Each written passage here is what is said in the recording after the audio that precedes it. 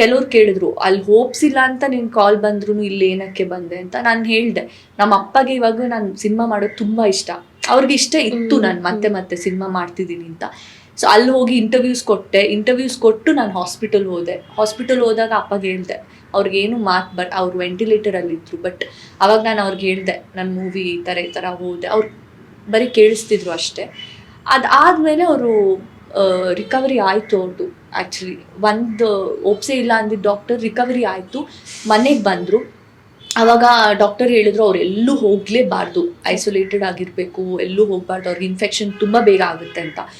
ಆ ಟೈಮಲ್ಲಿ ಐರಾವನ್ ರಿಲೀಸ್ ಆಗಿತ್ತಲ್ಲ, ಲಿಟ್ರಲಿ ಅಮ್ಮನ ಹತ್ರ ಜಗಳ ಮಾಡಿ ಅಮ್ಮ ಬೇಡ ಅಂತ ಅಂದರು ಅಂತ ಅವ್ರ ಹುಡುಗರು ಯಾರ್ಯಾರು ಇರ್ತಾರೆ ಅವ್ರನ್ನ ಕರೆಸ್ಬಿಟ್ಟು ಐರಾವನ್ಗೆ ಮಂಗಳೂರಲ್ಲಿ ಸಿನಿಮಾ ಥಿಯೇಟರ್ಗೆ ಹೋಗಿ ಸಿನಿಮಾ ನೋಡಿ ಅವ್ರು ಬಂದಿದ್ದು.